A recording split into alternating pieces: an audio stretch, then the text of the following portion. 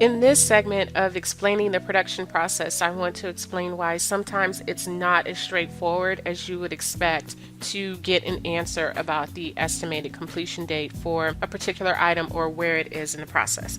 Typically, this is how an order works. We are considered a manufacturer even though we are not a factory, because we create a specification, we design a product, we have certain specs, and we brand that product with our name. Therefore, we are a manufacturer. And we have what is considered a contract factory, and that we refer to as our wig makers.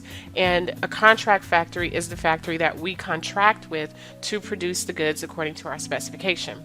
We're in the United States, our factory is in China, as is the majority of companies that make lace wigs or handmade pieces. There are some companies that produce goods in the United States. They cost a lot more because the labor here is a lot more expensive. You have a select few companies that claim to be producing lace goods out of India. Not really so sure that they're made in India, but they could be. But typically what happens in those cases is the Indian company sends their hair to China to have them made and then brings it back to India. Nonetheless, our factory, our wig makers in China, and we get hair from many different places, many different countries. Sometimes we have that hair sent directly from that country to China. Sometimes we have that hair shipped to us and then we send it to China. It really depends on where we're getting the hair from and the difficulty of importing that hair into China. Having said that, the way that it works is that we're in America, our factory is in China. We have a representative, like an account manager in China that speaks really good English, that typically has email, chat, that can talk on the phone, even though we almost never talk to them on the phone. I really prefer not to talk to them on the phone because it's really much harder to communicate over the phone. There have been instances where we really needed to get clarity on something and a phone call was the only way to do it. But typically speaking, I don't call to check on the status of orders. It's just not that good dealing with the language barrier and the time difference. So our representative, our account manager, speaks English very well. And then the orders come in and they get translated into Chinese to go to the factory manager or the production manager.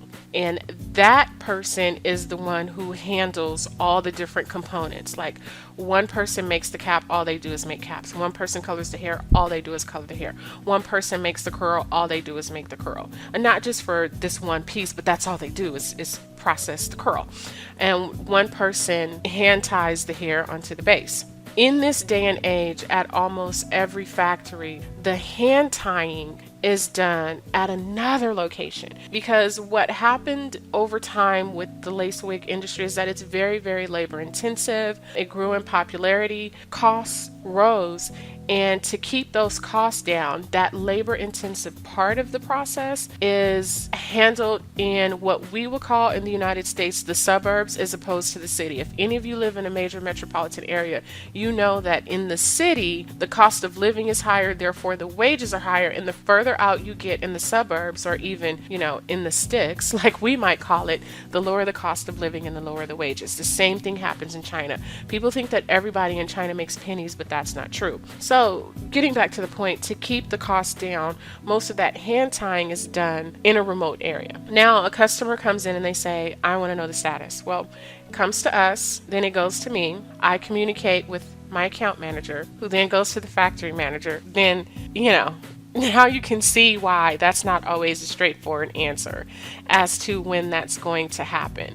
And sometimes even when you get to the point of the hand tying that's done in the village, and I don't want to make it seem like it's a village like it's 1850, because a village in China is still very much a city, but it's a suburban city as opposed to a metropolitan city. That is a point where that type of level of detail to provide about individual pieces is not looked upon favorably. So typically when you get to where the hand tying is done, it's kind of like a batch of pieces all came in at this one point in time and they'll be finished at this one point in time. Whose order it is, who it belongs to, is not their concern. So we don't always get a straightforward answer. We do the best we can. Sometimes we get an answer, sometimes we don't. Sometimes all we can give is the time frame. It's not like, well, people will say, well, you've been working with this company for years, why can't you? And it's like, because things work the way they work and you can't turn a whole industry inside out. because it doesn't really go that way. It doesn't really work that way. Like, there's a process to this, and there's a manufacturing process that is customary all across China, no matter what's being made. And so this ability to look at very specific units that are in production is typically not there. I mean, if you looked at any other type of product that was being made, like bicycle wheels, the ability to say, okay, well, when is wheel number 64729 going to be complete? You know, that's a really difficult thing to do. So we do the best we can with trying to temper that with the fact that we know customers want answers and they want reassurance. And sometimes we don't always have it, but just because we don't have it, it doesn't necessarily mean that we don't know what's going on. It's just that the specificity of where things are in production is not there. There are two things that we always know. One, we always know if it's been started, and we always know that if it has been started, it will get finished.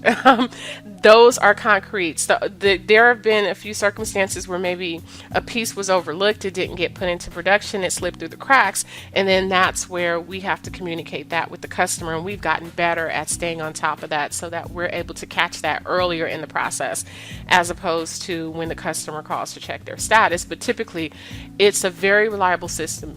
If it started, it will get completed. We just may not necessarily have an exact date as to when. However, that carries on into a broader issue, and that broader issue is about custom orders in general. But because it takes so much more time to explain that, I'm covering that in another segment. So thanks for listening.